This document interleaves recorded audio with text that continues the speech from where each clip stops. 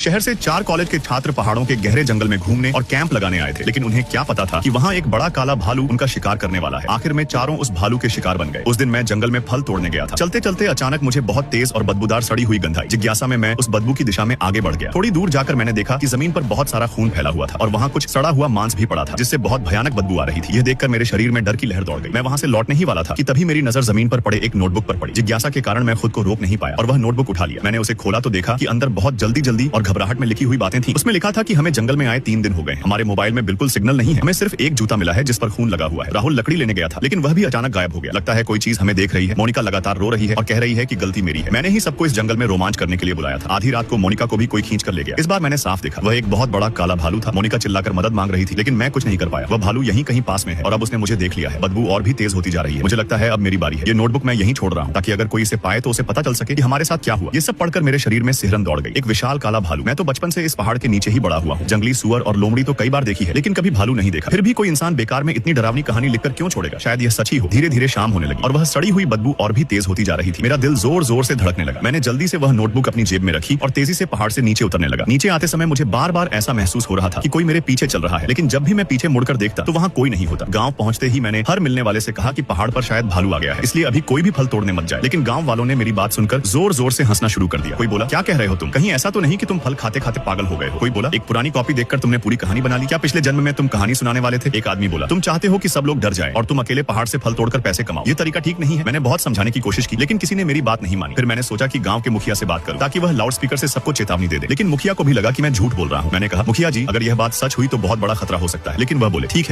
है, अब बस करो, मुझे घर जाकर खाना खाना है। मेरे पास तुम्हारी बेकार की बातें सुनने का समय नहीं है। इतना कहकर वह मुड़कर चले गए। मैं मजबूर होकर घर लौट आया और दादा दादी से कहा कि अब वे पहाड़ पर न जाएं। दादाजी बोले, बेटा, भालू तो मैंने करीब 30 साल पहले देखा था। उन दिनों पहाड़ों में बहुत